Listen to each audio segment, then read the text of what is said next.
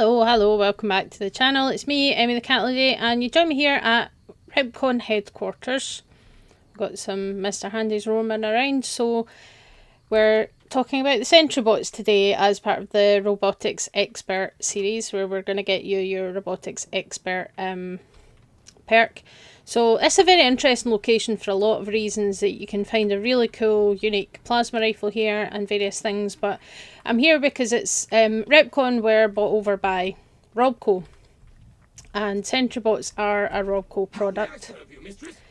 And they also have this little museum that you can take a tour of with rockets and a scale model of their launch facility that's near Novak and all that kind of a thing. But we're here for the robot demonstration, so here we go. This place also does have a lot of Sentry Bots hidden behind secret doors in the walls, so the upper levels are managed by security. And if you upset the security, then they send the Sentry Bots after you. So something to be aware of when you're roaming around this place. And you will come here if you do any of the Brotherhood quests, because that's one of the things that they ask you to do, is to come here and find 2 Brotherhood paladins that got lost. Yes, thank you. Yeah, so they've got these mobile facial recognition scanners, and this is where you get the Q35 matter modulator, which is a really good plasma rifle. It is also a reference to Marvin the Martian of Looney Tunes fame. If you've ever seen any of those cartoons, they're quite entertaining. So yeah, so the Sentry Bot is very much designed with military applications in mind. They were not here for, you know, helpful doing the housework or anything like that. They were definitely war machines in that sense. And it was a RobCo development, so they're the heaviest class of combat robot that exists. And they were actually kind of fairly standard use in the US Army by 2063. They're big, they're tough, and they are very effective in combat. So the earliest models were actually bipedal, so having 2 legs, but those ones have largely been retired. You can still encounter them in classic Fallout and Fallout 2 at the Sierra Army Depot and the Enclave oil rig. There's a few of them about in Fallout 2. So regarding their features, they have 3 legs with tough wheels that are capable of managing rough terrain, and there's also shock absorbers present as well. There's a tough armoured shell that protects the inner workings of the robot, and they also have vents in the body that help with overheating. So if the internal components are overheating during a prolonged fight, then they have vents that help kind of keep that from burning through all the electronics and things. They have a head that has visual receptors as well. Typically they have 2 arms. The right one is equipped with a rapid fire weapon like a Gatling laser or a minigun. You can encounter both varieties, while the left arm has a missile launcher that is more effective for long distance fire. In Fallout 4 they typically have a minigun.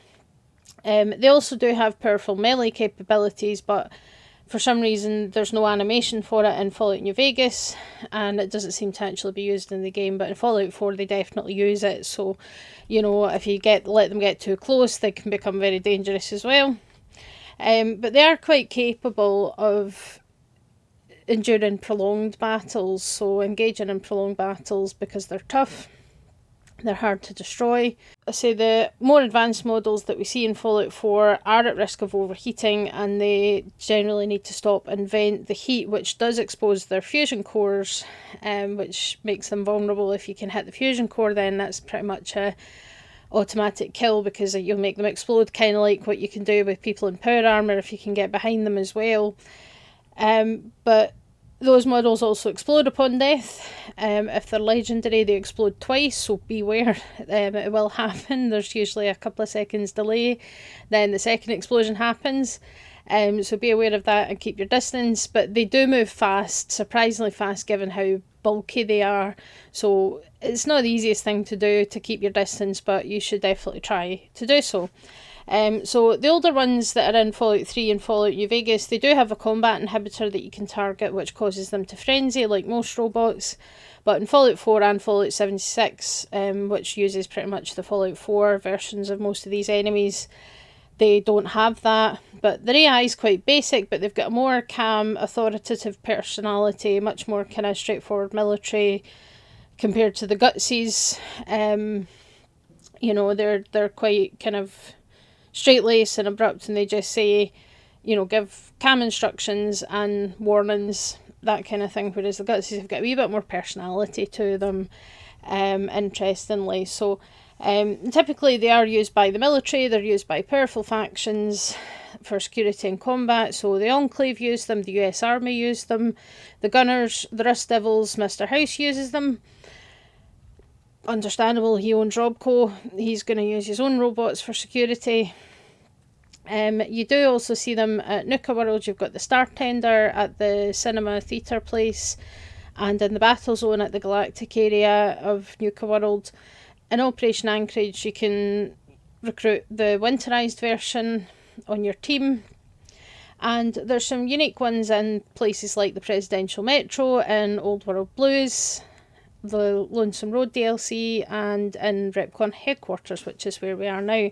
So here they're hidden in the walls. If you have, I can't remember what it is off the top of my head, but you need to have specific skills to be able to detect them. I don't know if you can see there that there's kind of a line in the wall, but I might not have. But you can kind of see that there's a line dividing the wall there, which you don't really see on the other parts. So you do need to have the right kind of skills to be able to even detect them, but you can see them. But if you upset security, then basically the walls open up and Sentry Bots come chasing after you. So you know, very important to bear in mind when you're in here. But it's a really fun dungeon to explore. So if you've never actually properly explored this place, I would highly recommend it. It's fun, it's interesting, there's some good rewards. But you can get a museum tour, which is interesting. But I want to talk about this one here. So this is a display of an ancient prototype Sentry Bot. So they call it the antique prototype, I think the wiki calls it that anyway. But we've got this little flavour text. Whoa, watch your step. You don't want to be facing this fearsome fellow if you accidentally stumble into a restricted area. Whether sporting the latest in dual miniguns, rockets or laser cannons, the Sentry Bot not only takes its job seriously, it also takes no prisoners. It's proof of RobCo's commitment to defence that these deadly guards are concealed in chambers throughout this facility, so let this be a warning. Watch where you step, or out'll come RobCo guns blazing. Exhibit brought to you by your friends at RobCo. So because RobCo bought over this company, they have a lot of their own stuff on display, including, we've got, I think, is that Gutsy? Or Mr. Handy, yeah. Because remember, General Atomics partnered with RobCo as well, so that they could stay in the market. But yeah, so this is a prototype, so you can see it's got 4 legs. It looks more like a kind of spider sort of thing almost, and then the arms come from the back with miniguns, and it also had kind of thrusters as well on it. So, you know, quite a different design to what we actually encounter. So I thought that would be quite interesting. But there's also, you know, there's quite a few unique ones that you can find all over the place. And the Sentry Bots are less common here, but they're more common in Fallout 3, which kind of makes sense because Fallout 3 being in Washington DC obviously has a lot more, you know, military kind of locations and potential targets for attack during wartime than Vegas would. So it makes sense that, you know, there'd be more of these kind of heavy duty security bots running around there. Same in Fallout 4. You know, there's quite a few military bases. There's the National Guard, and there's Fort Strong. There's all these places, all these bunkers and stuff. So same kind of thing. So we're going to head back over to Boston to meet another one of my favourite Sentry Bots. So I will see you over there in a little while. Oh, welcome back to the Commonwealth. You see this guy in action. So yeah, you can see the Fallout 4 versions have good melee capabilities as well as the guns in their arms. So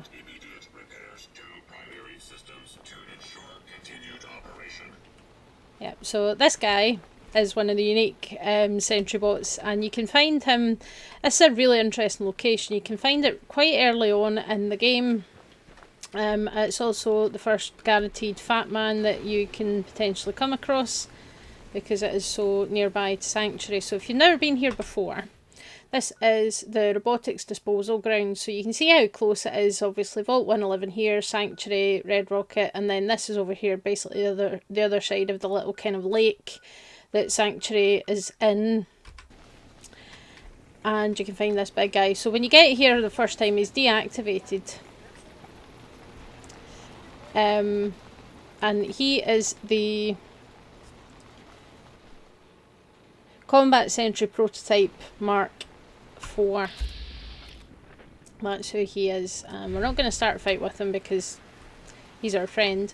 But when you get here, you come in here, and there's a holotape on this table next to this terminal.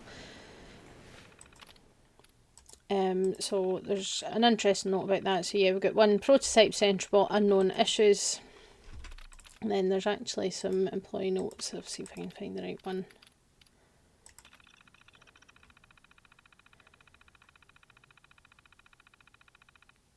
Yeah, so I think this is the one that tells us. So some weird guys dressed all in black just dropped off a Sentry Bot of some kind. They wouldn't say who they were. The thing looks like it's fully functional. They even had it drive itself into the yard and shut down. I looked in the trunk they threw next to it, and it has a holotape in there. I'm thinking about seeing what's on it, but those guys in black have me pretty freaked out. So this was a kind of mysterious, you know, men in black that dropped off this prototype Sentry Bot and basically told them just leave it alone. Yeah, so you can find quite a few of the unique ones in various parts of the Wasteland. I say we looked at the antique prototype that's at the RobCo headquarters, but there's quite a few. In Fallout 3 there's one that's called Sparky, and you find him at the mobile base crawler at Adams Air Force Base, and he belongs to an Enclave engineer called Stiggs. They're Enclave aligned, but they're not hostile to you unless you start something first. In Old World Blues, at the X7A left field artillery launch location, you can find the RY589 Ultimo Bot, which is hostile, so you do have to fight it, but it drops a ton of scrap, as well as an LAER weapon for your own personal use. And then in Fallout 4 you've got the captain of the USS Constitution is a unique Sentry Bot that's called Ironsides, and he has designated himself as the highest ranking member of the US Armed Forces and is planning a retaliation towards China, but his ship is stuck, so he's struggling to do that. There's also Sarge, who you find in the castle.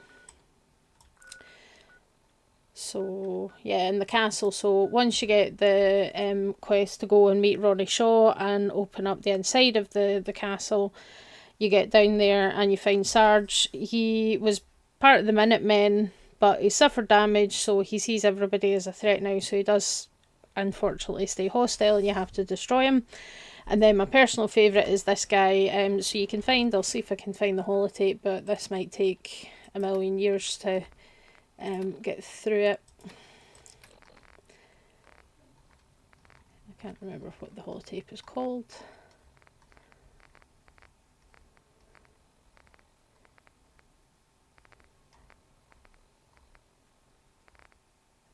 There it is, Combat Sentry Pro Mark IV holotape. Because the interesting thing about this is, hey, you can activate this big guy. Commissioned by Redacted and built by Redacted, this prototype Sentry must only be operated by official personnel, I think that's supposed to be personnel of Redacted or the associated client. So with the holotape you can do quite a bit. You can initiate self-destruct if you want to, you can deactivate them or activate them. There's a bit of information. And this just seems to be a bit of a kind of disclaimer that the redacted is not responsible for any property damage, personal injury or loss of life sustained while operating this prototype. If you are not a member of redacted or an associate of this prototype's owner redacted, you must destroy this holotape immediately and deny any existence of it or the accompanying prototype. So yeah, you know, it's this like, it's all been redacted, it's all very secret. Were they government agents? Were they something else? Who knows? But the other thing that you can do, which is really cool, is engage defence protocol. So you can send this guy to nearby military compounds that need assistance. So you've got the USAF Olivia, the South Boston Checkpoint, the Revere Satellite Array, and Fort Hagen, which I think is spelled differently from how it is. So one of the ones that I quite like is using it for USAF Olivia, which if you do the quest for Abernathy Farm to find the locket, that's where you need to go, and there's exploding mole rats and a lot of raiders outside, so you can actually direct this robot to go there and you can follow him. He is very powerful, he's very dangerous, but he overheats quickly, so he does overheat a lot more frequently than your standard Sentry Bots do, so he has to stop and vent a lot more. But it's still quite helpful for clearing out these military locations, at least on the outside. They won't go inside the internal locations, they'll just stay outside, but it's quite helpful for clearing them out. And I say normally when you activate them, a bunch of mole rats come out of the ground, and obviously they seem to respawn if you've not been here for a while. But yeah, I wish I could get a good look at him, but he's kicking up so much dust. But yeah, you can see he's got these massive legs, there's vents everywhere. Yeah, and his kind of red light and everything, but yeah, really, really cool design, I think. And he's got his model number, or if, I don't know if that's his like rank and whatnot. US Army, so he's got the US Army paint job, so I don't know if that means that he is actually, you know, he's been created by some secret government agent or something like that. It's very, very interesting. And they're obviously high-end combat robots and very, very dangerous and intimidating, especially there's some locations like the National Guards. Where is it? What's it called again? Hang on. Where is it?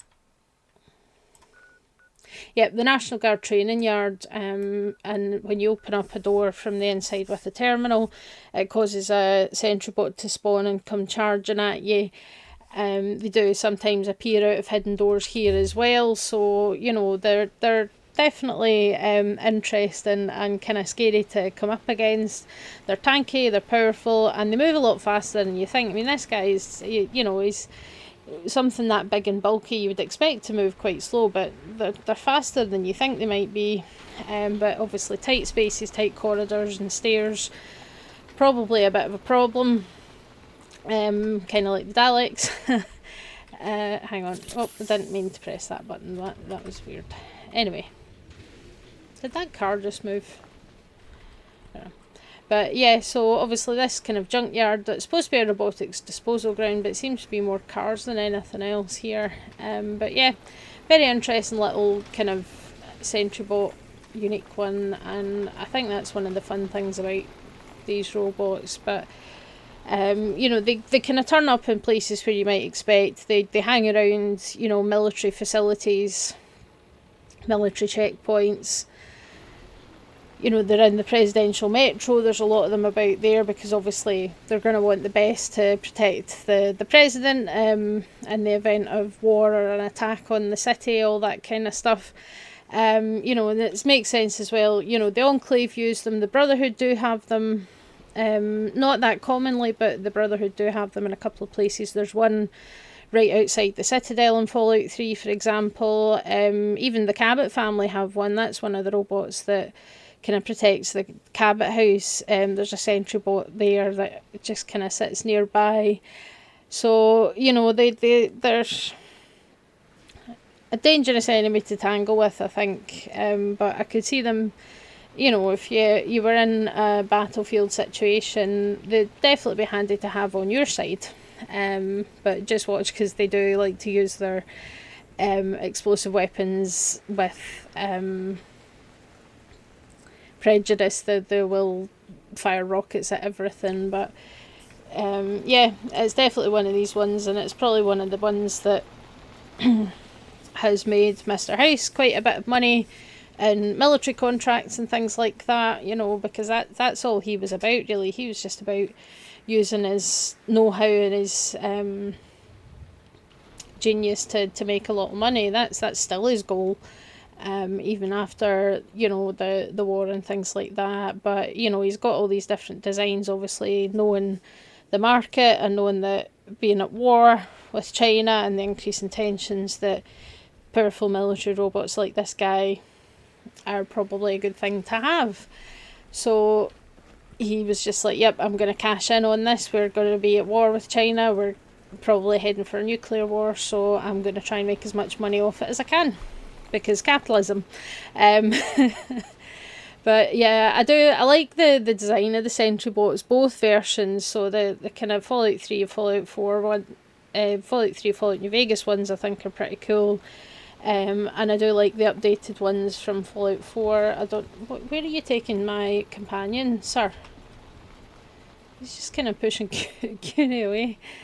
But I think they're a really cool design, and it's definitely one of those things that, you know, you turn around and see one of them behind you, you're just going to be like, oh, I'm in trouble. Yeah.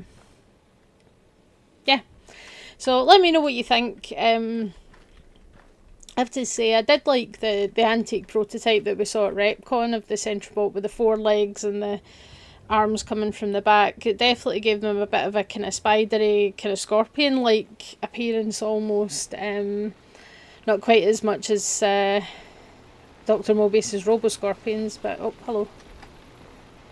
But yeah, you can see like the fusion cores are kind of hidden in there, and he's just got these massive